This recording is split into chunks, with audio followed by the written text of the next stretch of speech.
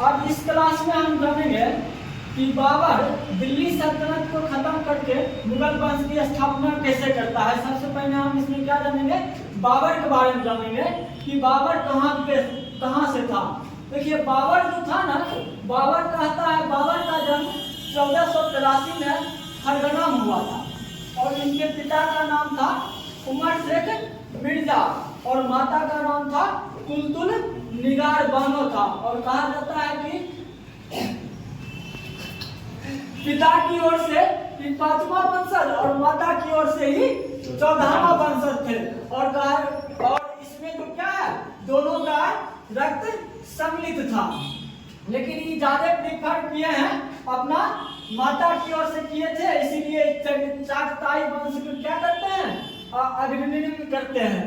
वही के कारण क्या होता है, इनका पिता का देहांत हो जाता है। जब देहांत हो जाता है तो ये 11 वर्ष की अवस्था में कहाँ के शासक बनते हैं, फरगना के शासक बनते हैं। और जिसकी राजधानी कहाँ हुआ करता था, समरकंद हुआ करता था। और ये जब फरगना के शासक बने तो फरगना बहुत छोटा सा रियासत था, लेकिन वो सोच रहा था कि इस रियासत को थोड़ा और वृद्धि किया जाए, इसीलिए वो समरकंद पर आक्रमण करना चाह रहे थे। और जैसे ही समरकंद पर आक्रमण करना चाह रहे थे, वैसे ही वहाँ पर एक उज्बेक शासक हुआ करता था शैबानी खां।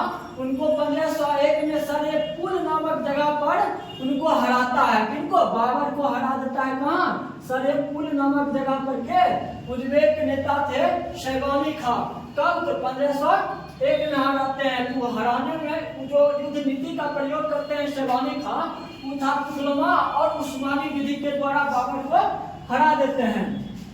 इसी कारण क्या होता है, बाबर मध्य एशिया से उनको भगा दिया जाता है।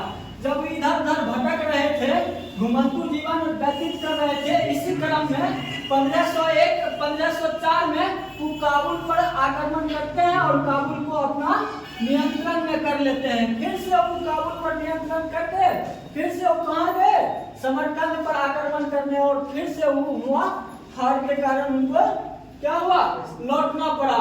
लेकिन इसी बीच 1507 में अपना पैतृक जो है ना, पैतृक उपाधि मिर्जा को त्याग करके बादशाह की उपाधि धारण किए थे। और कहा जाता है उसी के बाद वही काबुल पर जब आक्रमण किए, वहीं से बाबर को भारत के बारे में जानकारी मिला था। और भारत पर जो अभियान किए थे, भारत की ओर अभियान किए थे, वो 5 गो अभियान किए थे। और पहला अभियान था भारत के समीपवर्ती क्षेत्र में 1519 में, कहाँ, बाजौर और भेड़ा पर उनका अभियान था। और यही कहा जाता है बाजौर और भेड़ा को किला को जीतने के लिए बाबर ने तोप और बंदूक का प्रयोग किया था। बाबर का अगर देखा जाए चौथा अभियान तो भारत में हुआ, तो पेशावर और लाहौर में हुआ था।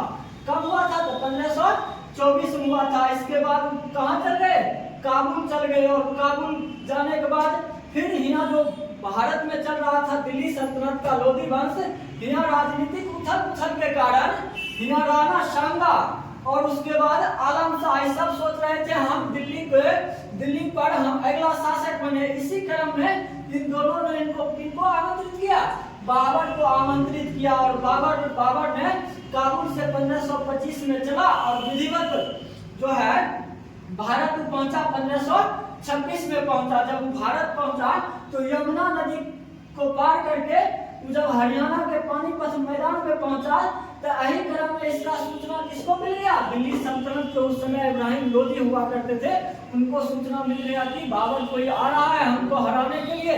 ये भी क्या करते हैं, दिल्ली से उठ करके अपना सैनिक सबको लेकर के वो पानीपत की मैदान की ओर बढ़ निकलते हैं। और इसी बीच में कहा जाता है बाबर की सेना और इब्राहिम लोदी की सेना आमने सामने 12 अप्रैल 1526 को हुआ था।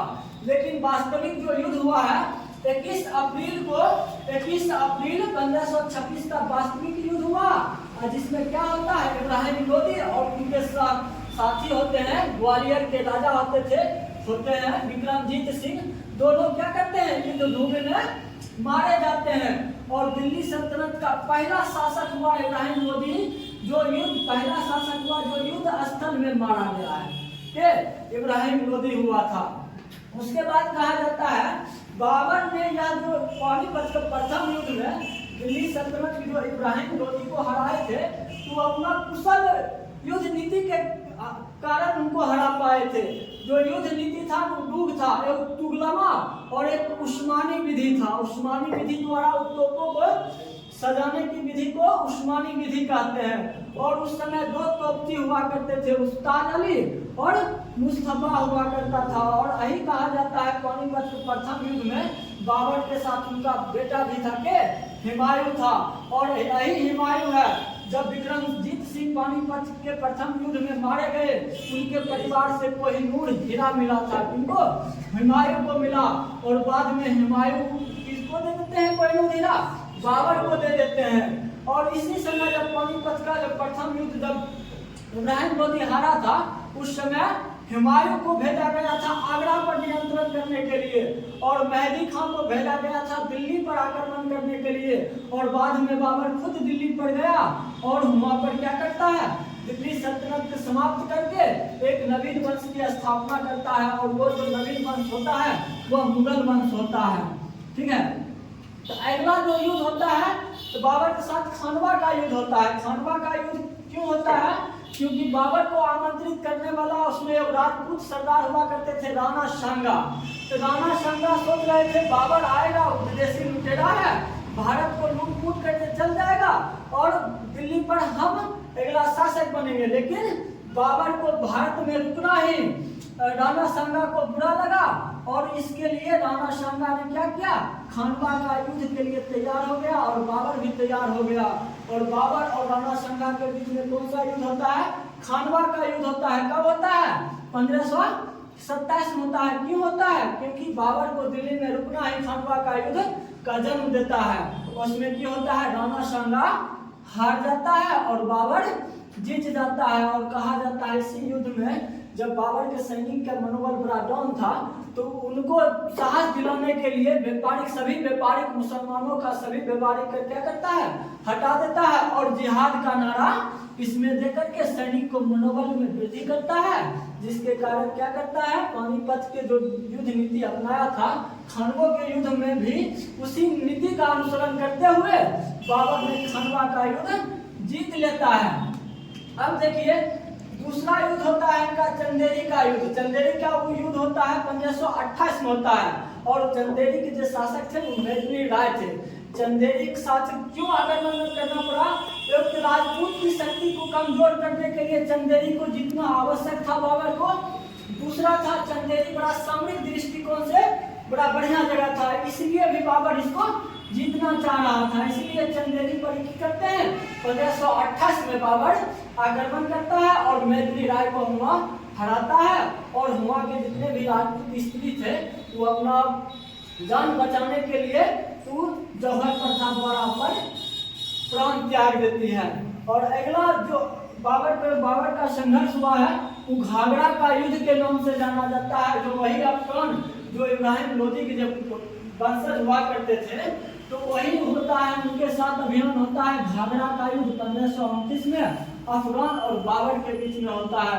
और इसमें कहा जाता है कि अफगान जो क्या करते हैं, हार जाते हैं और बाबर जीत जाता है। और यही युद्ध के बाद बाबर क्या होते हैं, धीरे धीरे उनका स्वास्थ्य में गड़बड़ी हो जाता है और उनका आगरा में मृत्यु हो जाता है। और मृत्यु के बाद उनको कहाँ दफनाया गया? आरामबाग में दफनाया गया। लेकिन उन्हीं का एक विधवा हुआ करती थी मुबारक, उनके कहने पर ही आरामबाग से उठा करके उनको कहाँ ले चलते हो गया, काबुल में उनका दूसरा समाधि स्थापित किया गया है। ठीक है, और यही है घाघरा का युद्ध जो मध्यकालीन इतिहास का पहला युद्ध है जो जल और स्थल दोनों पर लड़ा गया था। अब देखिए बाबर ने अपना समय में जब भारत आए तो क्या क्या योगदान दिए हैं या क्या क्या किए हैं। तो बाबर संबंधित महत्वपूर्ण पॉइंट में है कि बाबर एक सबसे अपने नाम के पुस्तक लिखा था तुर्की भाषा में। वो बाबर नामा कहिए या तुजुके बाबरी कहिए। ठीक है, एक पद शैली का भी विकास किए थे बाबर, उनको पद शैली का विकास किया था। और कहा जाता है बाबर कहाँ बगीचा लगाने का बड़ा शौकीन था, इसलिए आगरा में बगीचों का एक निर्माण करवा रहे थे। ठीक है, तुजुके बाबरी को लिखा गया है, किस भाषा में लिखा गया है पुस्तक? तुर्की भाषा में लिखा गया है, लेकिन अगर जब पहली बार जो फारसी भाषा में किए थे ना अनुवाद, तो अकबर के समय में सर्वप्रथम जो किया है पाइंदा खान किया है, और यही अकबर के समय में पाइंदा खान के बाद जो है जो फारसी भाषा में दिए हैं अब्दुल रहीम खान एक खाना ने किया था, ठीक है। और यही दिल्ली के बावली को फारसी भाषा से डायरेक्ट अंग्रेजी भाषा में सर्वप्रथम अनुवाद लीडर ने किया था। लीडन, एल्किन और अर्किसन है, ये सब क्या किए हैं फारसी भाषा से अंग्रेजी भाषा में किए हैं। और यही के बाबी के तुर्की भाषा से डायरेक्ट अंग्रेजी भाषा में करने वाले थे बेबरीज थे, क्या थे बेबरीज थे। और अहिम कहा जाता है बाबर के सेना नायक थे, क्या थे मीर बाकी या मीर ताकी कहा जाता है, ठीक है। वही बाबरी मस्जिद का क्या करवाए निर्माण करवाए। और बाबर कहा जाता है एक सिक्का भी स्टार्ट किया था, मतलब शाहरुख मान के चांदी का सिक्का भी अथी करवाया था, और एक लिपि का भी निर्माण बाबर करवाया है, खत लिपि। और कहा जाता है जब पानीपत की युद्ध बाबर जब लड़ा था, तो लड़ने के बाद जब युद्ध जीता है तो काबुल गया था, और काबुल के प्रत्येक निवासी को चांदी का सिक्का बांटा था। यही कारण बाबर को क्या कहा गया है कलंदर कहा गया है। और यहीं पर बाबर की जब मृत्यु हो जाता है तो उत्तराधिकारी किसे नियुक्त किया जाता है हुमायूं को, जो अगला मुगल बादशाह के होंगे हुमायूं होंगे।